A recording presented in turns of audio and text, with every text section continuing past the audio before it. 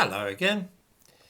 There was a time when reporting that your home had been burgled would guarantee the prompt arrival of a police car, with officers keen to gather evidence and try to catch the person who had violated your home. These days, you might get a crime number for the insurance, but that will be about the limit of it. The chances of anybody actually turning up at the scene of the crime are practically zero. There was a time too when stealing from shops was frowned upon and regarded as a criminal offence. Even a teenager pinching some makeup from the local pharmacy could expect the manager to call the police if she was caught. And they would come.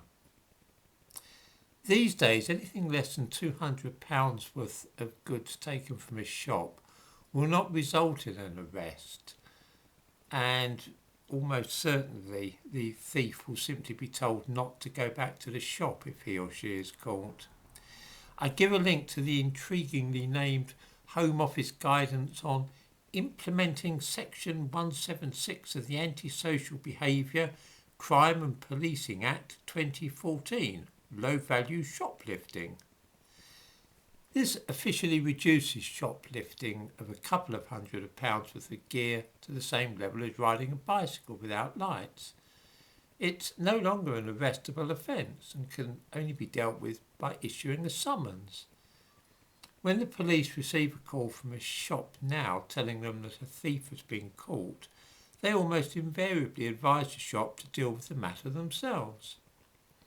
The shop can sue the thief through the courts, or they can take out a private prosecution if they wish. Both courses of action are hugely expensive. It's more likely to be more trouble than it's worth to do that, because the average shoplifter probably hasn't got enough money for it to be worth suing him or her. In effect, theft from shops has been legalised, provided that you're not too greedy. I dare say that viewers are wondering what the police are actually doing these days if they're not tracking down and arresting thieves. Never fear, they do have something to keep themselves busy. For one thing, there are the football matches to be played at Wembley this month, the Euros.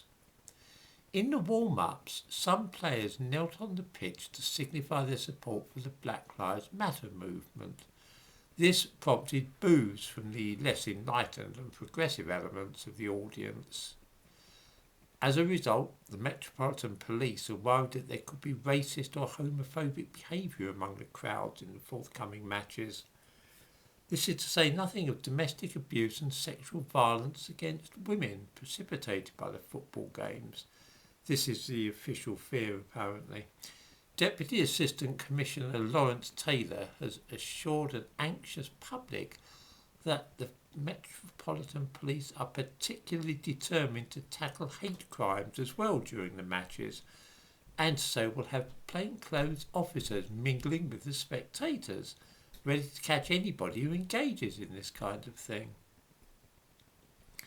There will also be public order teams, counter-terrorism, air and marine units at work.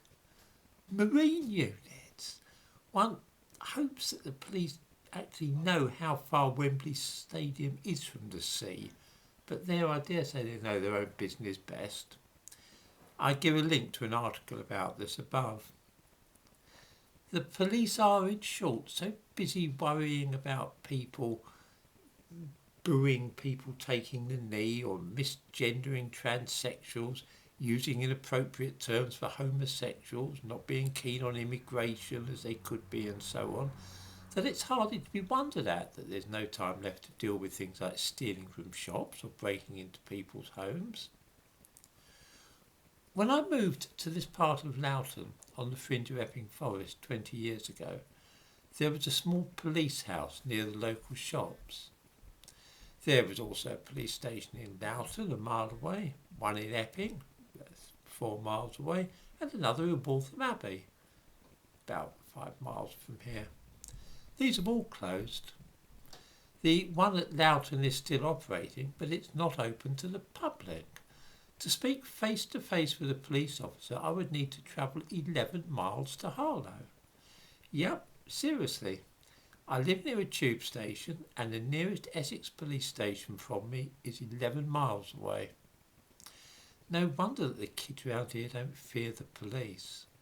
They never see any of them. Mind, they did appear suddenly during the lockdown when they were patrolling in groups of 2 or 3, bossing folk around and telling them not to sit on park benches. They disappeared though as soon as the lockdown ended. There was a time when I felt that the police and I were on the same side. I thought that our interests coincided and that they worried about the same things which I did. Does anybody remember the days when if you found a lost purse you would take it to the police station and the owner might come there and ask if it had been found?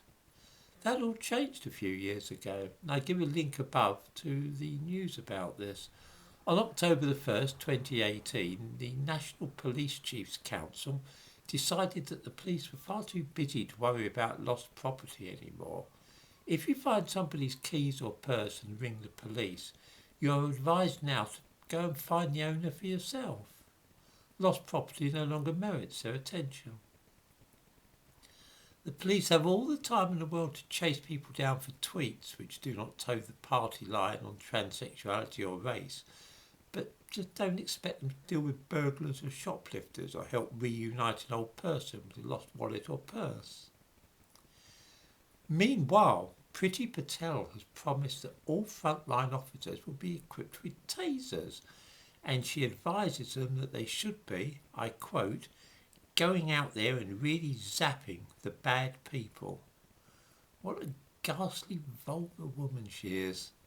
One longs for a well-spoken, elderly white guy to have the job, but there seems to be a convention these days that the post is reserved for younger women. Anyway, this is the end of the rant. I would probably not call the police if I were to be burgled, but be more inclined to deal with the problem myself. Truth to tell, I honestly don't think that they would help me these days.